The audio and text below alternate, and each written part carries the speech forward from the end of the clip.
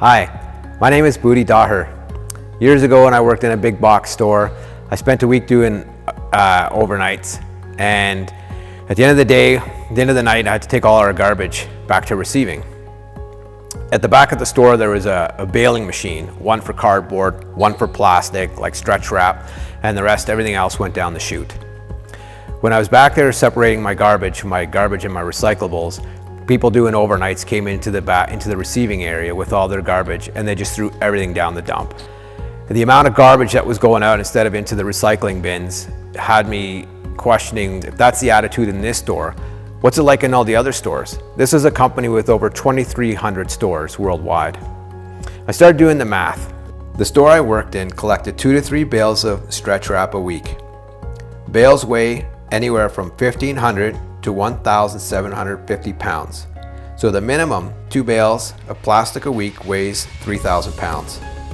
Multiply that by 52 weeks and you have a minimum of 152,000 pounds of plastic a year from a single store heading to the landfill.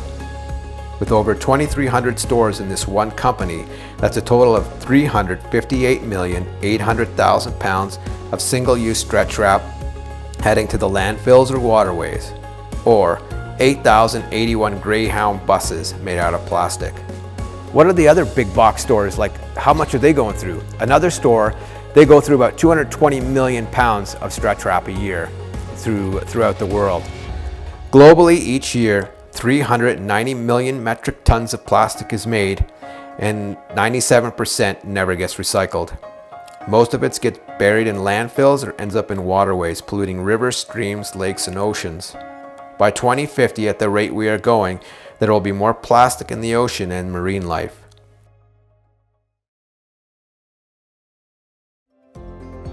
I started trying to find a way to get rid of stretch wrap. There's got to be a better way to ship product without stretch wrap. So I came up with a product right here. It's a pallet with a built-in wrap that could eliminate the need for stretch wrap and banding. Wherever the pallet goes, the wrap goes. This wrap is built into the pallet and stays with the pallet, and this can eliminate roughly 5 to 10 million tons of stretch wrap a year. You can put this on and off as many times as you want.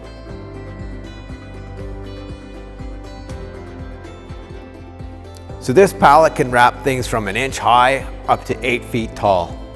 This is just a frame I put on the pallet just to give the illusion that there's product on here. So let's just say these are a stack of boxes. One of the safety features of this pallet is the locking mechanism. Right now, once this is locked, I can't pull the fabric out. So it's going to stay in its housing during shipping or when the pallet's empty. When I unlock it, now I can pull the wrap out. If this was the illusion of product on the pallet, now I come across, I buckle this in place, I lock this side, and now I do the same with this side. Pull the fabric out, it wraps up and over my product to be secured, gets cinched in place, come back here, lock it, now I can't pull this out. Should this pallet fall over, because these rolls are locked in place, the product stays contained with the pallet, as opposed to stretch wrap, where it's only the sides that's wrapped to the pallet. The problem as well, the stretch wrap only touches the sides, it's not secured. So that stretch wrap, if that load falls over, the load can go outside the top from the sides of the stretch wrap, or the stretch wrap and all the product goes flying somewhere and hits someone.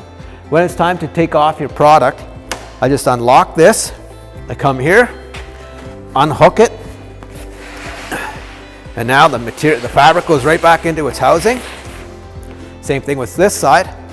We unlock here, we come here, unlock it, and now the fabric goes right back into its housing. Now I can take my product off.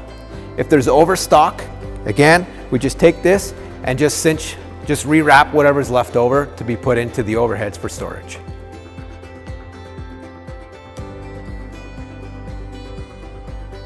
My goal in this crowdfunding is to reach $1 million to help pay for the engineering to go behind building this pallet into a plastic pallet, and to pay for the injection molds needed to build the pallets.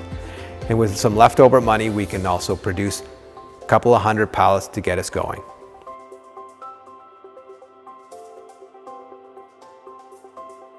I have a son, and one day maybe he'll want to have a family of his own.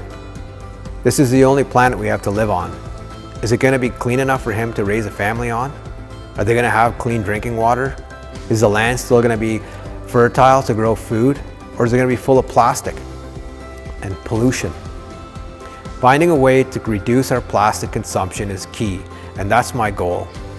Reducing single-use plastic, starting with stretch wrap. As the world's cracking down on single-use plastics, it's only a matter of time before stretch wrap makes that list. Something needs to be done. We can't get away from using plastic, but we can reduce how much plastic we actually use. We live in a throwaway society. We need to change that. And I'm trying to do that one pallet at a time.